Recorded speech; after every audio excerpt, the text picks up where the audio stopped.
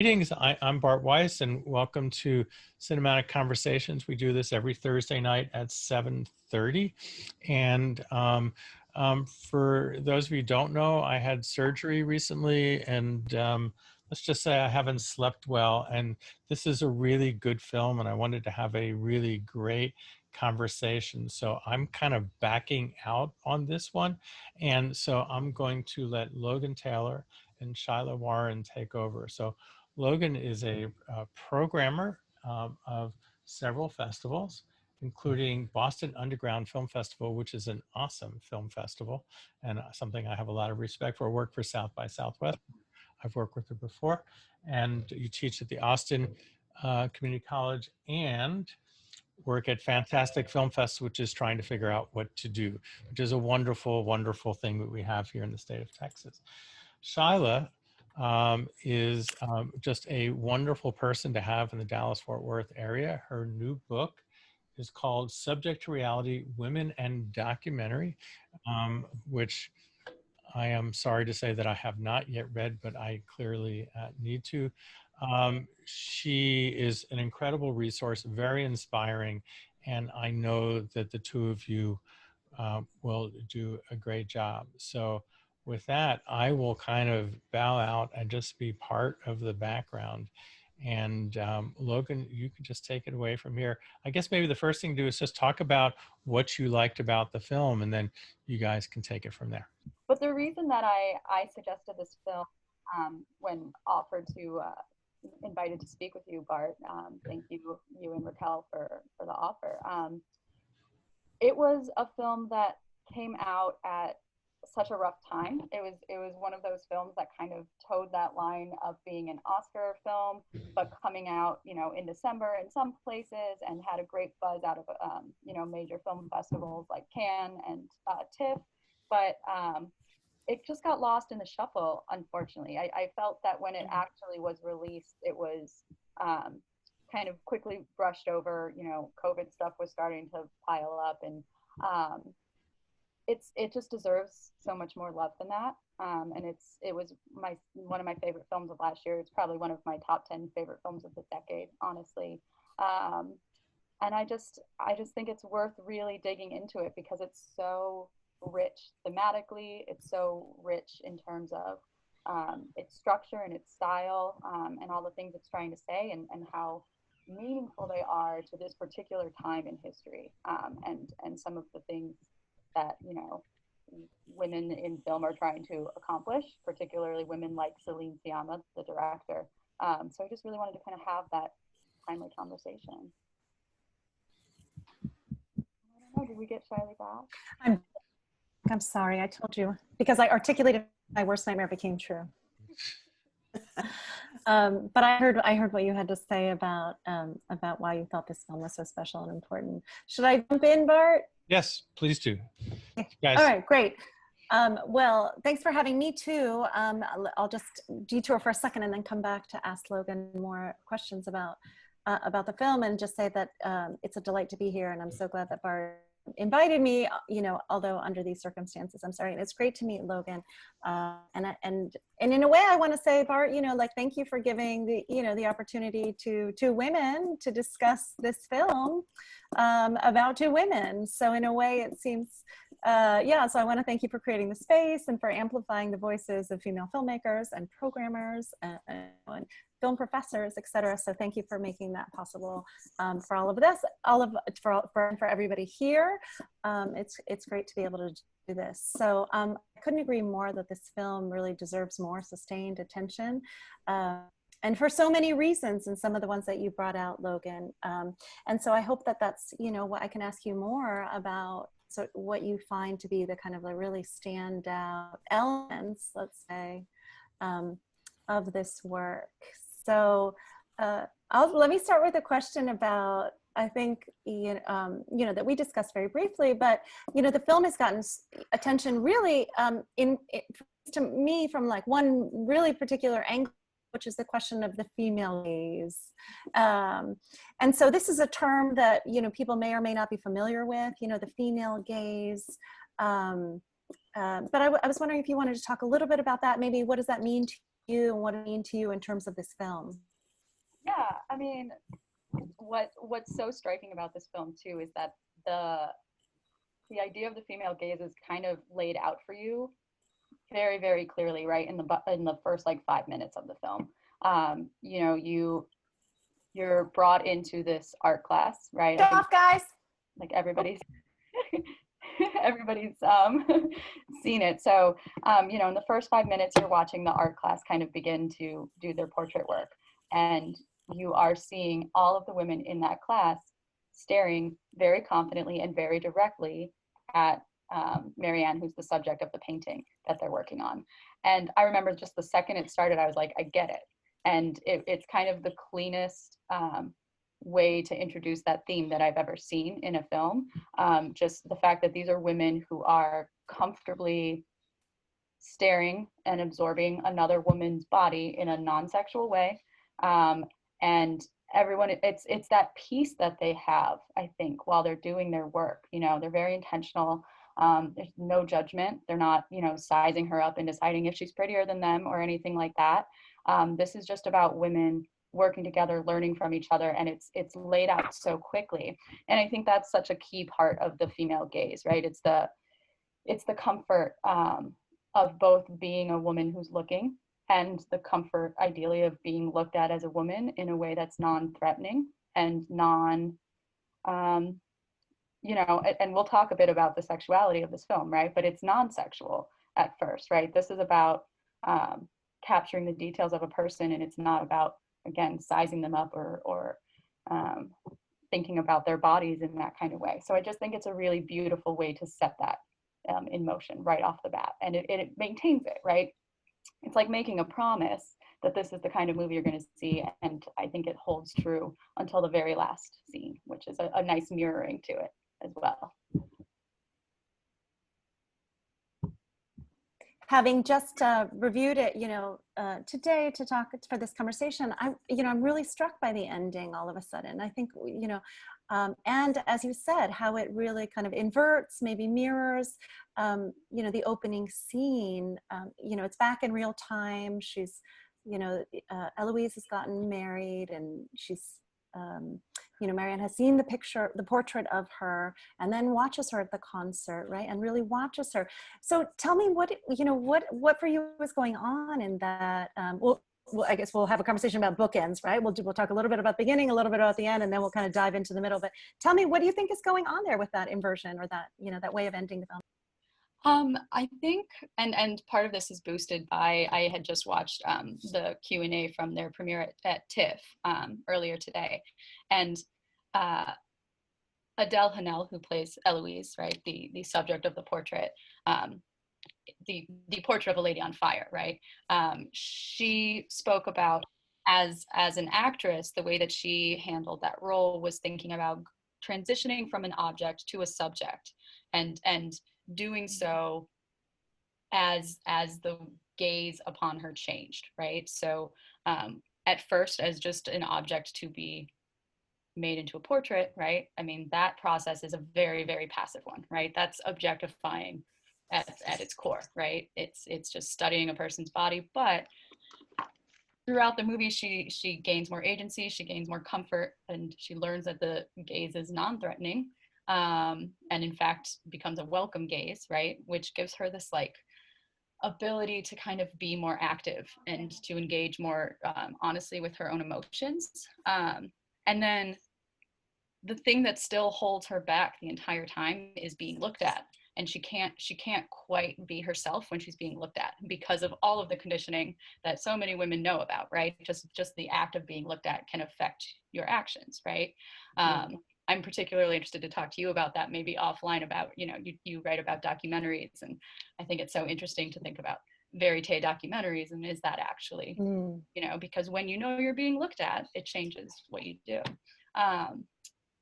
But the final scene is so pure and so moving because she doesn't know she's being looked at. And that is the first time that barrier is completely removed. So she's been growing and growing and growing. And then she's finally left to her own devices to actually emote. And that scene is just it's just so powerful. And I frankly, like, now when I rewatch it, I cry the first time they play just like the opening to that song on the harpsichord. I just cry thinking about where that's going. But yeah, I think it's that inversion. I think it's from watching Marianne actively teach her students how to look at her, so being like multiple levels of engaged and being viewed, and that transition to suddenly seeing her view Eloise without Eloise knowing anybody's watching her. And that's just such an interesting shift in what the women can actually be or feel. That's so beautifully put, really, and it lends so much meaning to the kind of the arc of the narrative as well, you know, both visually, but also, you know, in the storytelling. And it makes me realize, right, that, you know, if that scene had come at the beginning of the film, we would have gotten what we expect from a movie, which is, you know, watching women voyeuristically, right? Which is without them being seen. But you're saying that the movie has taken us on a journey such that by the end we know that we're looking at her differently.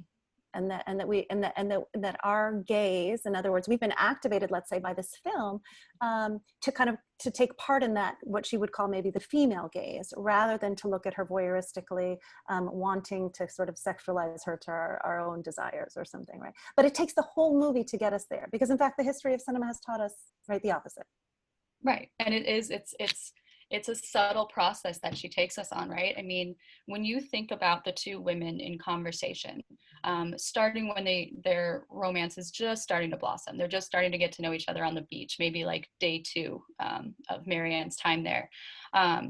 They are framed in single shots of just whoever is speaking or whoever's listening. It's just a classic one shot, kind of shot reverse shot of the two women speaking, but it's never removed from them. It's never showing the two of them in the same space and observing them, which is the kind of moments that make you start to think about another person there, or another set of eyes there. But it keeps you so grounded in the fact that you are one of those women observing the other woman, that I think makes that a safer space. And it goes all the way to that last scene, right? Because we're not just watching Eloise, we are Marianne watching Eloise. And so it maintains that same safe space and trust, without being removed, and being able to kind of place yourself in there, like spying on them, right? Because that just starts to get more lurid if you're talking about being a fly on the wall as these women fall in love, right? Yeah. Wow. You just cracked the whole film open for me. That's amazing. So tell me more. So you talked a little bit about the kind of, you know, how the female gaze is actually, let's say, constructed by the, you know, the way that she shoots them, right? You know, or forces you to kind of occupy one or the other position rather than kind of a third party outsider, right? A voyeur. Can you, you know, can you say more about the film's kind of formal strategies? Maybe, I know you have some thoughts about both kind of mise en scène, what we see in the frame, and then also the pacing of the film as well. I'd love to hear your thoughts about that. Yeah, I mean, we talked briefly before this about, you know, this film is making you talk and question and think about the mediums of telling stories, right? And mediums of expression and mediums of art, right? I mean, we are talking about, you know, choosing to have it be about painting is bringing a whole nother art form into the conversation, right? So the thing I think is so interesting about the mise en scène is, one, it's very painterly, right? I mean, every scene is framed in natural lighting or candlelight, incredibly impeccable. So, you know, and kind of like typically in portraiture, right? Just kind of like a medium close up, so that it kind of always feels like you are looking at a suspended image, which, you know, is definitely a beautiful form of mise en scène, right? To kind of just keep, there's a famous YouTube channel that I love to share with my students called Every Frame a Painting, about this very concept, right? And I think what she's talking about, and this is my conjecture, but when she's talking about painting, she's talking about a single image, right? A single moment captured in the time, where only so much of the story is available. And that it comes up so often in the way that the characters talk, right? Because part of the problem here is that Eloise has all of these emotions, but she struggles to show them, and they struggle to get accurately reflected in her portrait, right? So much of this movie is about the fact that to capture her true essence in one moment is so challenging, right? And yet, and that's just kind of the problem with one image, is you're missing so much of the context. And then, you know, this is an image within a film, so then we have more context, but we're still being framed within a piece of the larger story. And she takes those, I think Celine takes those constraints and kind of inverts them and makes them, she takes those, restraints and makes them a strength, right? She takes them and makes them into something that's actually valuable. So suddenly the paintings, and please someone stop me if I'm rambling, but I'm just very excited about this concept. She turns those paintings into something meaningful and into a way for the women to communicate, right? Because they are static images, but you know, they are able to capture a memory of each other. And the final, oh, thank you, Emily Levine. They take those moments and they use them to communicate and commemorate each other, right? So they have the portrait that Marianne draws of herself, right? Which is, of course, in kind of like the peak kind of romantic sexual moment in their relationship. But that's a memory that she'll always have. And then, you know, the portrait at the end where she's holding open the page number where that portrait is drawn is another. It's just a beautiful way that they're maintaining their connection through a still image, right? And kind of perpetuating what was just a brief instance into however long those paintings last, right? So I think that's beautiful. And then they do the same thing with the actual film itself.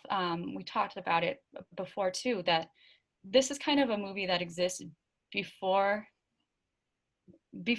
men and after men. It's like this little gap in between the patriarchy for these women. They, you know, once the matriarch leaves, the other three women end up kind of just forming their own little commune, right? Like they have their own little world where class is no longer a thing, where they can just be friends, and they kind of quite literally let their hair down, and they don't have any of these constraints or fears or pressures that the patriarchy has put on them.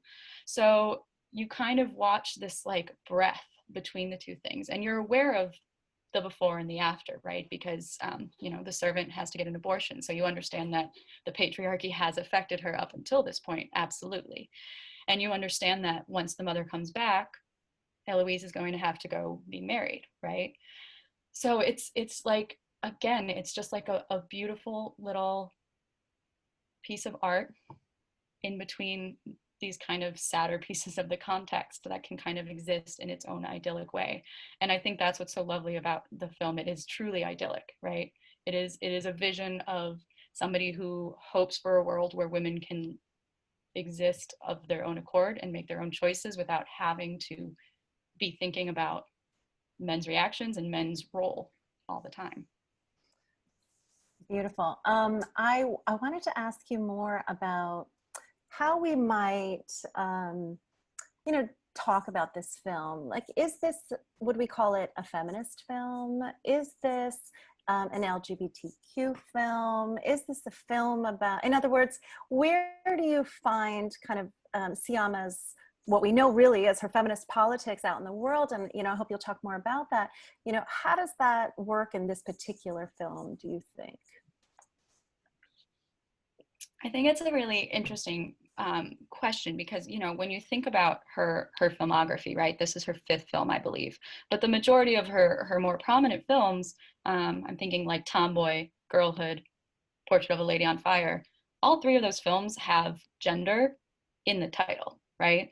So she's not asking us to pretend gender doesn't exist, right? I mean, she's being very cognizant of gender, but she's being cognizant of it in a way that says, what does this word mean, and how do we interpret it in every one of those cases, right? girlhood opens with like them playing football, right? And it's like not what you think girlhood is going to mean. You know, the lady in Portrait of a Lady on Fire has a fiery personality, right? She's not a perfect lady. So she's using gender as, you know, a starting point to have these conversations. And I think this film is one of those examples where, yes, it is an LGBTQ film, but it's much more interested in normalizing and broadening what that means than delving into it in any kind of like, you know, controversial, probing, judgmental way. You know, this isn't about the fact that there are people who certainly in the 1800s would have judged, stoned, you know, punished these women if they had been out in public, right? It's not about that part, right? We've seen that part. We understand that part. We understand that hardship. You know, of course, those stories should absolutely continue to be told. But this is a movie that's about, let's pretend again that this is an okay world, that this is an idyllic world where women can just be in love with each other, and it's entirely matter of fact. And it's not the shock of the movie. The movie is not dwelling on it. It's not, you know, showing, you know, a lot of people have compared this to Blue is the Warmest Color and been like, well, that movie by a man features a 6-minute uncut, very realistic sex scene. That wasn't for women, you know, that wasn't for the story. That was for like, I wonder what this looks like. And it was sexualized, and it was not about the story itself and the people, right? So I think, you know, Celine is trying to be more cognizant of this could be any gender. These could be two men. These could be a man and a woman. It is not key to the romance. And what's touching about this story is, you know, the way that they came together, how brief it was, but how powerful it was, and the fact that that alone could kind of sustain them, right? Even when they had to kind of move on from this. So I just love that it doesn't rely on society's understanding of a gay relationship in the 1800s or any time, right? It's about the two people within it, which I think is the most respectful and, you know, romantic and honest way that you can possibly portray that. I wonder how many people, when they were watching it, were sort of waiting for the kind of traumatic moment, right? Mm-hmm. Which is like, are they going to get caught? Is she going to get sent away? You know, will they destroy the painting? You know, and it's amazing that that moment never comes in this film, right? That's, as you said, that is not what this movie is about. It's not about sort of unpacking the taboo and the repression and the trauma, you know, of lesbian sexuality for this time period. In a way, you know, I said this earlier, but it feels to me kind of like this sort of the broke back of French cinema. It's, you know, it's a movie that wants to be wants to be the romance. It wants to be a love story above everything else. And narratively, what she has to do in order to let that happen is that she kind of has to, you know, she has to create this imaginary moment where there's, you know, there's no one else there. These three women are there. And they create this kind of, you know, like mini utopia, where they can sort of let go of all of those constraints. And therefore, you know, the trauma is that, you know, that there has to be a goodbye. But isn't that the story of all love affairs, right? Is that like some, you know, so in a way, I think, you know, I totally agree with you. It's like, it's not a strident movie, let's say, right? It really wants to just unpack, sort of allow us to kind of exist in that parentheses too with them, which is just to enjoy their love affair that really is blossoms from their kind of creative expression, both of them, right? It's their shared love of art and music and literature, you know, that allows them, I think, to come together and to flourish for that moment. So, you know, if there's like another, you know, people do kind of seek someone to identify with when they're watching films, right? And if you find it difficult to identify with one of the two main women, the servant girl is a perfect, you know, place to kind of put yourself, because you're like, how am I supposed to be reacting to what's happening? And she doesn't bat an eye. She's certainly cognizant, right, of what's going on, but there's no judgment. It's all very accepting. And that too is just so beautiful. It's like, she's kind of the model character, right? Like, if we can all act like her in the face of of, you know, diverse people in any format, like what a beautiful world that would be, right? So I love her character in that way too. Hmm. And, you know, maybe this is, I'm just curious about why an abortion is in this film too. I mean, so, you know, speaking of like anachronistically, like what's, you know, not only that there is the termination of a pregnancy, that also is treated like without sensation. You know, I mean, you know, cinema doesn't have a long history of showing scenes of abortions, and yet here we are. We stay with her, and you know, and then they move on. I mean, there isn't a lingering kind of traumatic effect to that either. And instead, what it is, it's like the inspiration for more art. Yep. And what I love about it though is, again, it's matter of fact in the way that, you know, not to get too political, but that I would hope we could talk about abortion in the world, right? They go, do you want to have a child right now? To the servant, the woman carrying the baby, and she says no. And they're like, well then, you probably shouldn't have to. It's so simplified in such a pure way. And you're right. I mean, you know, um, I have seen some interpretations that are like, isn't it a little bit didactic and finger wagging that they are performing the abortion with the infant on the bed next to her? And like, I disagree. Again, it's just so matter of fact, just like there's a choice to create life and there's a choice not to. And like, we are entitled to that decision as women, for our own bodies. So, yeah.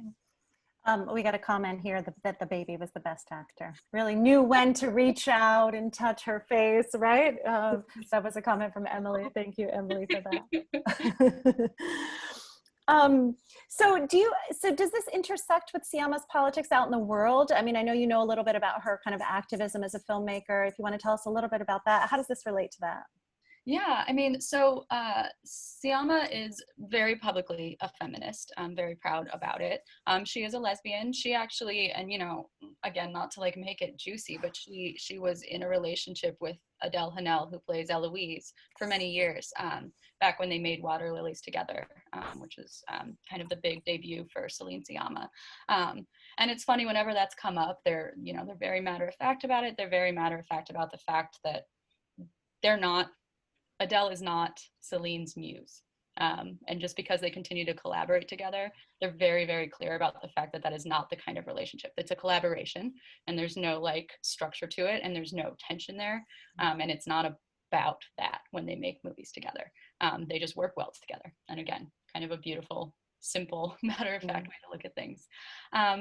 But they are both also very active public faces of the 50-50 by 2020 movement, which you know, is an agreement started in France, that's trying to get film festivals across the globe to agree to gender parity. Initially, the oath is to get gender parity on your staff, your board of directors, and in your programming team specifically, with the goal that that would kind of naturally grow into gender parity within the films, and that, you know, eventually we will get to 50-50 in our film programs. And you know, they've asked multiple festivals across the world to sign this. And it started at Cannes in 2018, with kind of a big activist moment where all of the women who were prominent figures at Cannes that year stood on the steps leading up to the main theater. And, you know, it's a beautiful picture, and it's a very strong picture, and there's some, you know, famous faces in it and everything. But the most striking thing about it is that there's only 80 women in that picture. So 80 prominent women in Cannes, right? Which is just too small compared to the number of prominent men who have had films play there, who are the stars of the films, who kind of gained popularity and fame from that process. So they're both very public faces of it. In fact, another kind of small controversy that had come up was at last year's César Awards, which are essentially the Oscars in France. Roman Polanski won a directing award.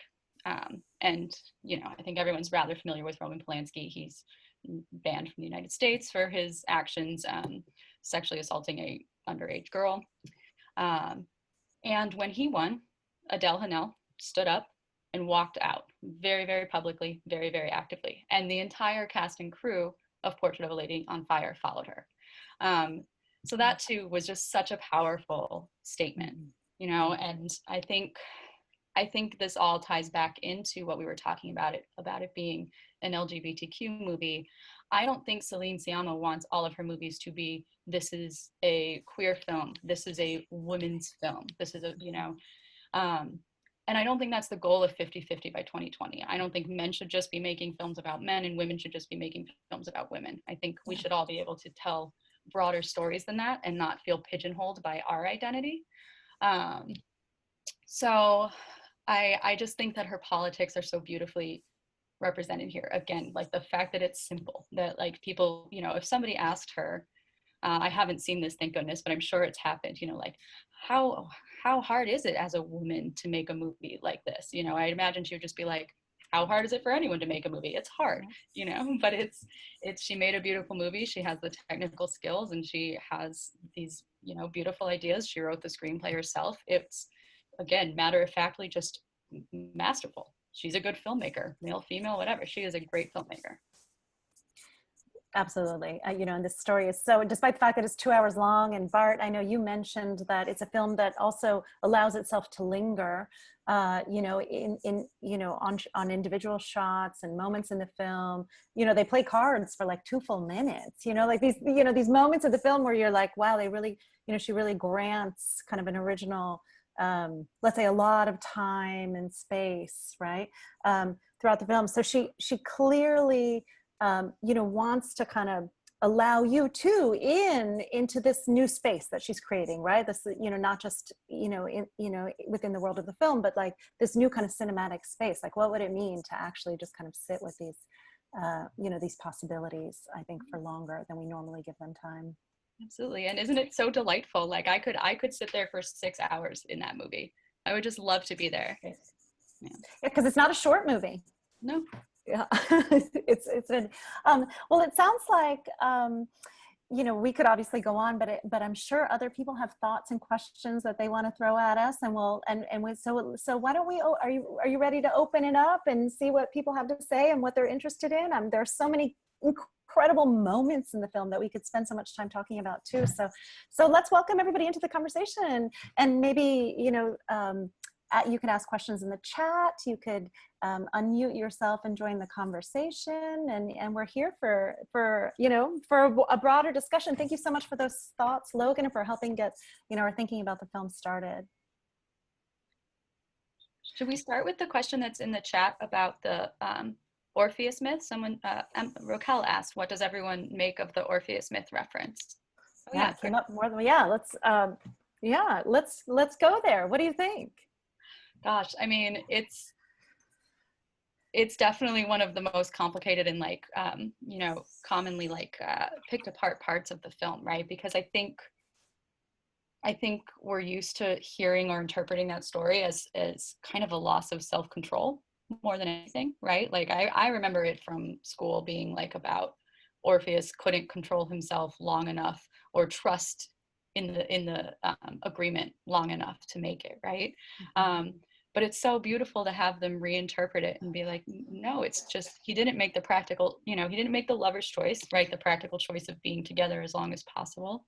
He made the poet's choice. He made a choice that was about having the moment that was most important to him. Because if that agreement wasn't true and she wasn't really behind him and he never got to see her again, that would be worse for him than just seeing her that one last time and just knowing that he can have that, right? Like I mean, that's such a beautiful idea. And again, it goes back to the concept of time in this movie, right? Like their love is short, but it's powerful, and it didn't need to continue, and it couldn't have, and they knew that when it started, and they still went through with it. And, you know, it's bittersweet, but they have it, you know, they have that forever. And like the fact that Marianne got to see Eloise 2 more times, right? The movie's very clear about it, is a gift in and of itself. She expected to maybe never see her again from when she saw her as she closed the door, right? That was her Orpheus and Eurydice moment. And she got 2 more, which again is just like, she's so grateful for them. And we end on that beautiful, beautiful note of being able to sustain that glance, you know, for a beautiful amount of time. So you're saying that the function that this story plays in the narrative is to remind us, essentially kind of what love is, right? Or, that it's promised no eternity, that, that because it's a fire for a moment, it doesn't mean it's going to last forever. And that it's a way to kind of frame, I guess, the sort of impossibility of this love affair as well, for the time and place that it happens. But it also clearly is about that gaze, right? The looking back and the looking at, right? And will that person be there to meet your gaze when you turn around, right? Or not? And so, it's in a way, it's such a, when I was watching with my husband, he called it the most French moment of the film, right? When they're sitting around reading, Ovid, and they're analyzing the literature, and they're all kind of invested and probably, somehow equally educated to do this literary work in this moment, right? Because they're French, so that's how it works. So, but you're right. It's, the way that it kind of, frames both kind of the love and the look of, and the work of looking at love, or looking through love, or with love, right? And it helps kind of bring those things together. I think, and then through a work of art, right? Also, I mean, through this literary kind of, and this really, this literature that's lasted, right, so long. So that the idea of lasting too, and enduring through time, maybe comes through there. And then she does make that painting too, right, of Orpheus and Eurydice, where they're like, that's interesting. Usually you see, one of the moments again that on either end of this, right, either him turning or her dying. You so rarely see the one moment where they're really saying goodbye, where they actually got that moment. And again, it's just, I'm gonna cry just thinking about how lovely that is as like a thesis statement for the film, right? It's all about that moment, the moment that they had together. It's not about before or after. Yeah, right. So then in that moment, it's the still image that matters, right? The painting. Mm-hmm. So a couple other great comments here. Emily, knows a little bit more about this. She says that it's amazing that the whole, that whole narrative came to her after everything else was written, this piece of the story, and she loved how it could be a thread through the whole film. Yeah, like the final piece of a puzzle. It came to her in a hotel room in like 10 minutes. I did not know that, Emily. If you want to tell us more, please feel free. I did not know that. It's sort of, she had her own kind of flash of genius. Yeah, does that mean that the painting existed, but she hadn't thought about using that more widely? Oh. I might have to look into that a little bit more. Because, me too. The painting and all of that, it just felt like it was such a part of it. I guess. Oh, you just mean when she was writing it? Oh, so she added the painting and everything. Okay, but it's an incredible thread.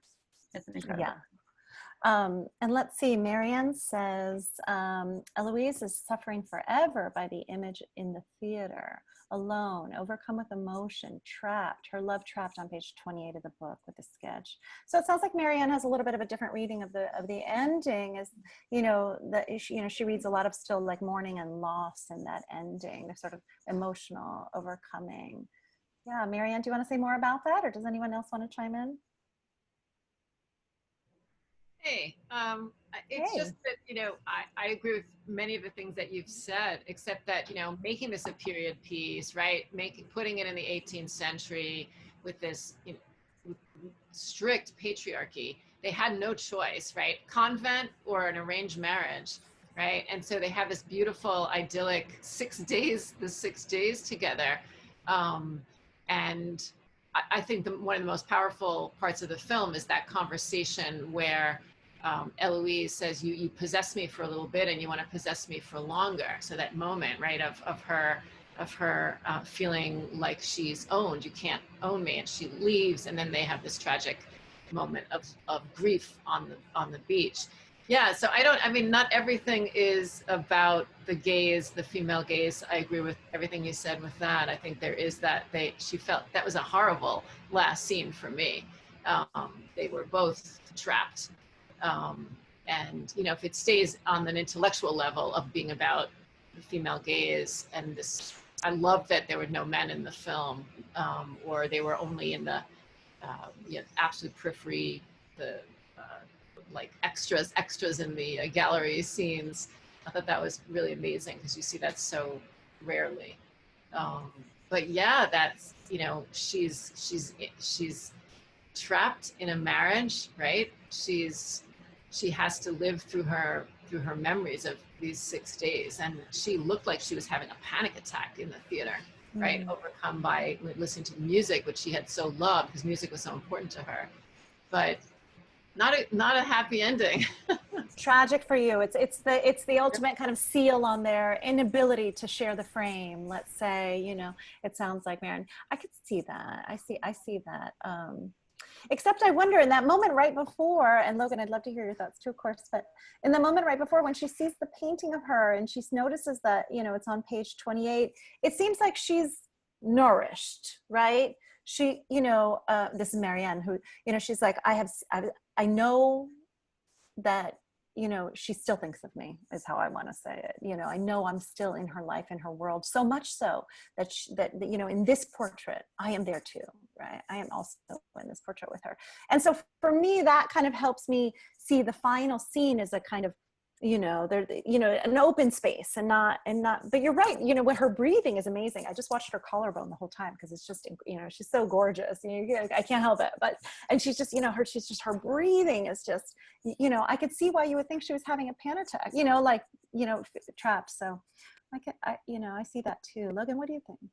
Yeah, I think what's so powerful about that scene is that it's a bit of a like choose your own adventure, right? It's a bit of you know, taking in your own kind of personal experiences and your own feelings about this, and maybe where you might want to be in this scenario, right? And kind of injecting that into the moment, because on her face you can see a myriad emotions, right? I mean, you can see sadness, you can see complete joy. I mean, I actually, the moment that makes me cry is when a smile just like bursts onto her face and she's like kind of like lightly laughing to herself, and she's clearly remembering something really, really wonderful between them, right? And you know, it's mixed with the breathing and the tears, but I just saw it as being so happy to have those memories, to be able to be in her proper place, right? And like there's still all those pressures, so this is like the place that she has to be, of the choices made available to her, and still be able to have this rich inner life. I think I sensed gratitude in her in that, but absolutely I can definitely see, you know, there's so much in there, right? And just the fact that she had to be in that circumstance, of course, is just so tragic. But I also think they left it vague, right? Like we don't see her know. marriage. We don't know if she's happy. We see that she had a child. We still can't tell because again, her face doesn't necessarily belie all of her emotions in a portrait, right? Whether she's happy with her child or what it is, right? So I think it's all left to be a bit of put yourself into that moment. So a little more open, right? You're saying there's a possibility for multiple readings there. Yeah. I like the one where we think of her as a, you know, as ending the film as a subject, you know, I like that, you know, if in the beginning, the whole point, you know, the whole premise of the narrative is that she's the object of the portrait. The portrait itself is an object that will turn her into an object, which is a wife, you know, to be exported, you know, so there's, you know, she's objectifying her, right, is where the film begins. But by the end of the film, the fact that we are, let's say, treated to this vision of her, really her subjectivity, right, her experience of what's happening in that moment, you know, regardless of whether we think it's sort of like a happy moment or a sad moment, it's her feeling and encounter with art that matters in that moment, right, with music. And that is so different than where we met her, right? Where we met her as kind of an elusive object, you know, that refused to be pinned down. Here, she's just like fully in her body, in her senses, with the art, you know, and that may be one way to kind of, I don't know, another way to think about what's going on. That's the adventure I'm choosing. I think you can support that too by looking at comparing her mother's portrait to her portrait, right? Because when we first meet the mother character, she's showing Marianne her portrait, right? And she says like when she first got to meet her husband, when she arrived, the first thing she was greeted with was a portrait of her. So she walked into that space and was immediately defined and told who she was going to be from that moment forward, right? And I love that Eloise rebels against that in just, again, that tiny little way, right? Because her portrait she's holding open page 28, and she's saying, like, I will be defined by who I am and what I care about, not by what a stranger painted of me is just some moment definition of who I am, right? So it's like she contains multitudes just by that one little rebellious act that I think is also a slightly joyous celebratory thing that she was able to squeeze that in.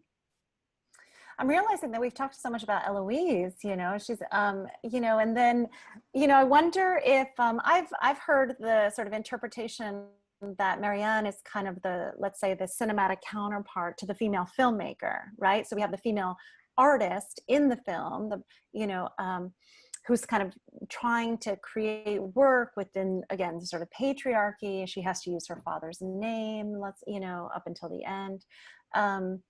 And then, you know, what about, you know, how do you think that tells us something about what Syama wants us to sort of think or engage with about the female artist? Like, who's Marianne in this movie, and what's her subjectivity, and what does she get us to think about? That's a really good question.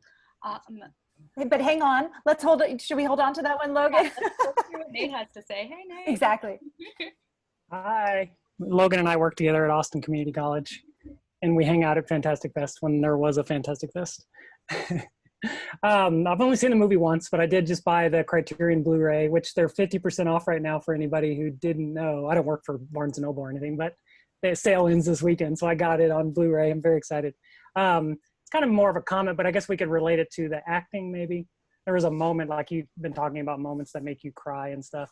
And the moment that I got a little misty-eyed and, you know, kept rewinding it was the moment at the end, and it's very brief. I think it's Marianne, but I've only seen it once, when they're saying goodbye, and she does that weird kind of kiss thing on her neck and can't really do it. And it was like, I thought it was the best acting I'd ever seen in my life, probably. And I kept rewinding it, trying to watch that moment. And I was kept like even now talking about it, I'm getting like emotional.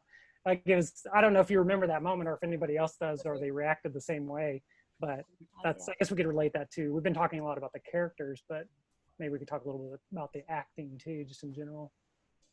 Yeah, I mean, that moment is just so, again, it's like, it's one of those where it's like expectations and their truth are just colliding, right? And it's that tiny little break, right? Because that is not, I am assuming, the proper way that 18th century portrait artists say farewell to their subjects, right?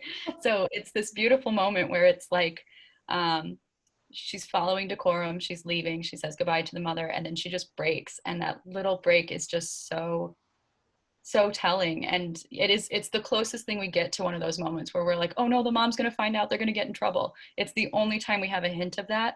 And again, like you said, Shiley, like there's no punishment. We don't face that part. So it's like you get that little fear that's been built in us over all of this time, you know, just in the face of the adversity that queer people face, right? And so it's just, it hits you and you're like, oh my God, like that's all still there. That romance is still there. But like, yeah, I guess those are my comments on it.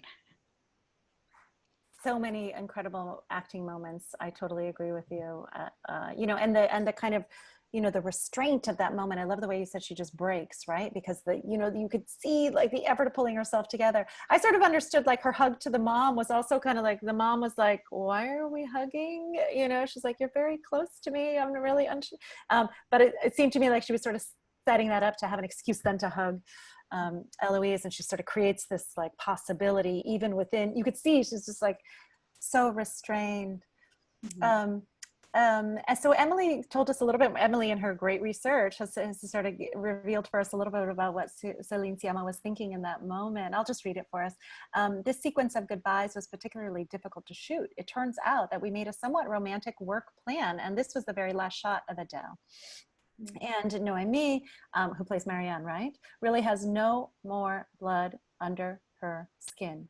She's livid, ashen, because she's very moved. This choreography is academic, it's complicated. There's a traveling shot that stops and it goes again. It's very difficult to shoot because we do it within the constraint that the actresses are really separating.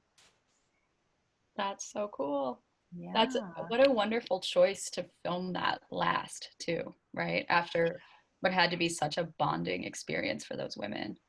Oh, that's wonderful. I love that she's like literally drained by the end of this process, right? Yeah.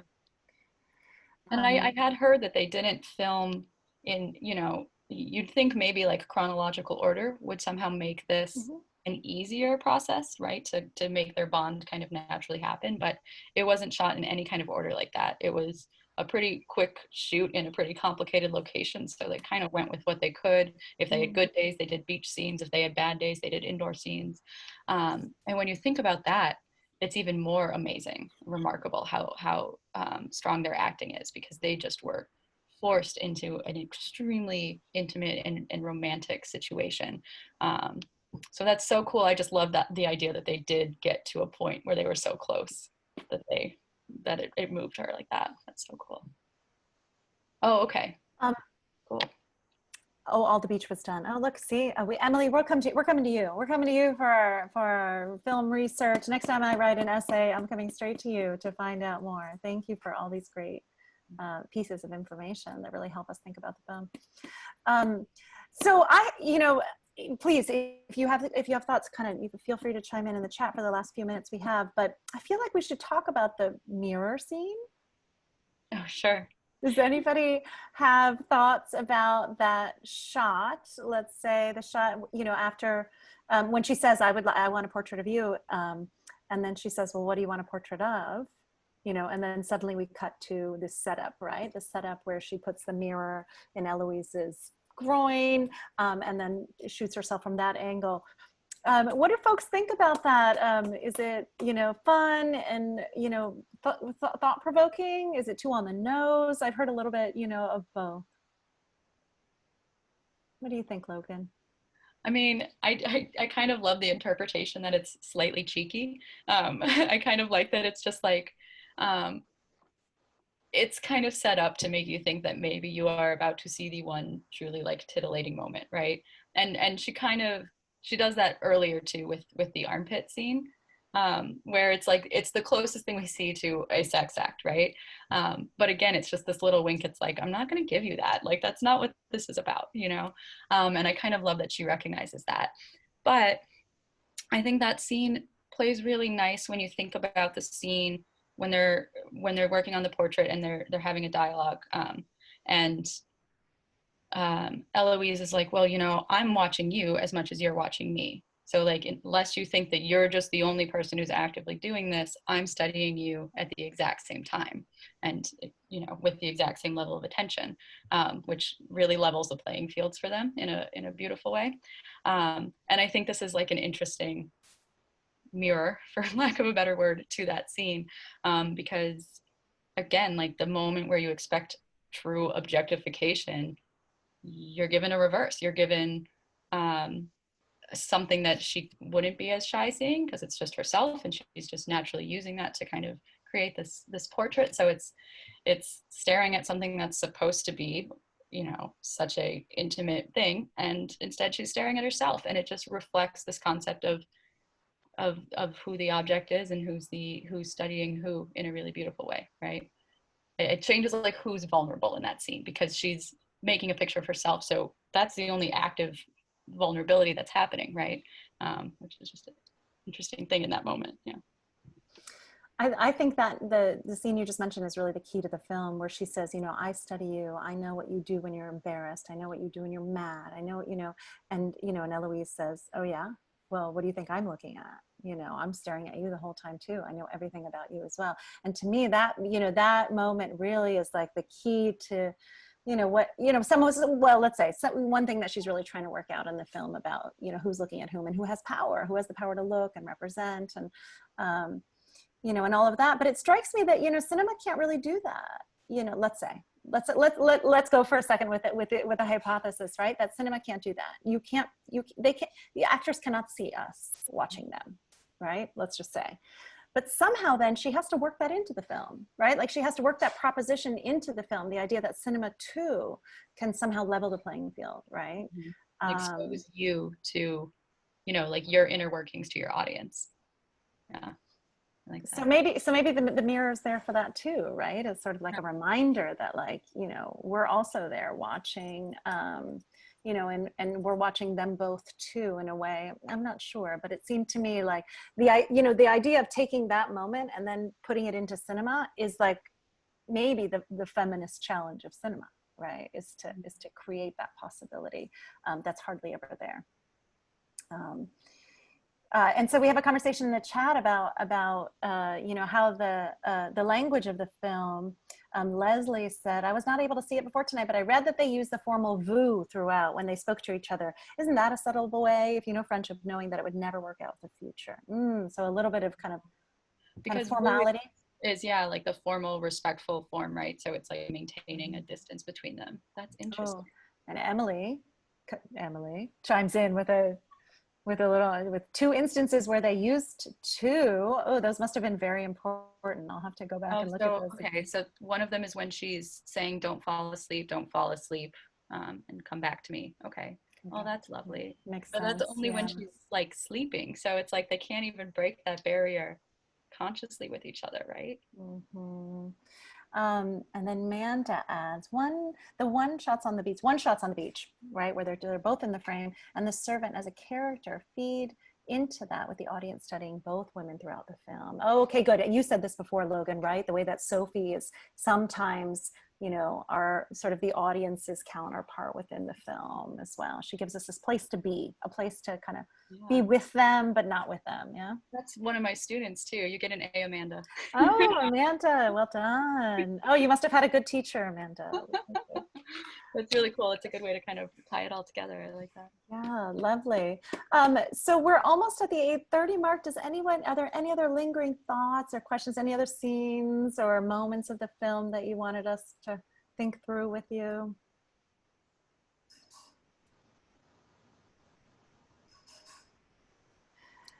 I'll do one more if we got a tiny bit of time. I think I heard this or I read this, that the director, even though it was a period piece, she wanted it to also feel kind of modern.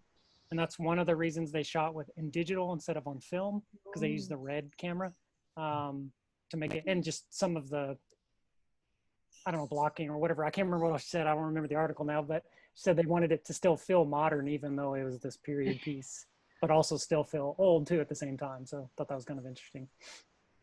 Yeah, I mean, I think it's just again, that concept of how universal the story is, and I think it's put in Shiley. I think your friend's article was kind of interesting about this too, right? It's partially factually correct, but it's more just kind of like, you know, a broad assumption of what it must have been like to be a woman at an even more challenging time than now, right? But I think every one of those things can absolutely mirror situations that still happen, right? And I think keeping it in a past place allows her to talk about those things a little more incisively, without it being, again, like too strident, too didactic, too like harsh of a film, too angry of a feminist film, right? Because she's like, oh, this is a different time and place, you know? If you see the parallels, I'm not going to stop you, right? Yeah, but she doesn't give herself, you know, like a pass. Like I feel like a lot of things set in the past, you know, give themselves a pass. They're like, oh, I don't know, people just got raped, you know, people just got murdered. It just happened, you know, like who are we to say like what the past was like? You know, she doesn't give herself that pass, right? She's, you know, I think you're right. I think she creates this sort of, you know, imaginary utopian kind of parentheses, as we said, of the past, and films it in such a way, I think, as you know, as you pointed out, to make it feel like a contemporary story, right? It's not, you know, there's a lot about the film that isn't kind of historically accurate, but you know, but that doesn't matter because the film is bigger than its supposed historical moment, right? Yeah. And what a perfect historical moment, just like a final note on that, because, you know, at the time there were hundreds of female French painters. And so in a way it was kind of a burgeoning renaissance of women creators. And again, that kind of mirrors what's going on now, right? Like women are getting some more attention in filmmaking, but she's like, and look at the problems that still exist even at like the peak of what creators equality looks like, right? So again, I think that's an interesting choice. This has been so fun, Logan. Thank you so much. I see Bart ready to jump in. Bart, I'll pass the mic. Well, I'm so pleased that the two of you have led this. It's so much better than what I could have done. It was just truly, truly remarkable. I mean, both of you, what incredible insights, and Emily and Marianne and Nate, all of you for chipping in. We do this every Thursday night, the link that you got into today is the link we use every week, so you just can go into that. If there are films you think we need to look at, you certainly can let us know, and we're happy to look at them. We go through current films and past films and documentaries and all kinds of work that we try to look at. Just to sort of keep up with what we do, we have a newsletter that comes out every Monday that will talk about what we're going to do on Thursday. And you can go to videofest.org and go to the bottom of the page and sign up for our newsletter. And I am so happy that we had like a couple sitting at a pool through the whole thing. That was like just the most amazing thing. Out of all the weeks we've been doing that, we've never experienced things like that. Wonderful. We figured if you could be on here after knee surgery on Monday, the least we could do is give you something to look at with the pool. Well, thank you. It's just envious that I can't come and jump in there with you. But thank you. I really, really so much appreciate both of you doing such an incredible job. And this gives us all, I am sure all of us want to go back and watch it again after all of this, because there's so much more in there. And, you know, films have so much that they resonate, and we don't often get to talk to them in public with each other. And I think this is just a great opportunity. So Shyla, Logan, thank you so much. Especially now. I mean, we need this more than ever, right? Thank you, guys. Thank you, guys. Thank you for coming from wherever you're coming from. And we'll be back next week. Logan, it was just so great to meet you and so great to talk to you. Thank you, Shiley. Thank you. Please stay in touch. I hope we can continue the conversation. Yeah. Likewise. And you're in Austin, right? Yes. Okay. Yeah. All right. We'll Well, talk okay, wonderful. Yes. And thank you, Bart, for introducing us. And really, what a pleasure and such a fun time. Thank you for making this happen in a really beautiful way. Yes, thank you. Just I'm looking at all the comments in the chat. I'm like, what else is in the chat? What else are you saying, everybody? Oh, yeah. So much more to say. Exactly. Do you notice in the moment when her eyes turn black? I didn't want to bring it up before because I was like, people have to go, but her eyes change color. They're like possessing each other. Is that what it is? I think so, because Marianne has such dark eyes, you know? Yeah. So I think like She literally in that moment has like her eyes, right? I didn't notice it the first time I watched it, but then the second time I was like, wait a second, something amazing went on here. Oh, Emily is also, you obviously people can leave. Don't feel bad if you leave. I'm not letting Logan go, but the sequence of goodbyes was particularly, difficult to shoot. Oh, I'm sorry. That was an old comment. I was like, Emily has more for us. No. All right, Emily, next time. Yeah. Emily, thank you for chipping in. It's really been very big help. Really wonderful. Okay, I'll leave you. I'll stop, everybody. Thank you so much. Guys, thank you. Have a wonderful evening. Thank you so much. Thank you. That was great. Thank you. Bye.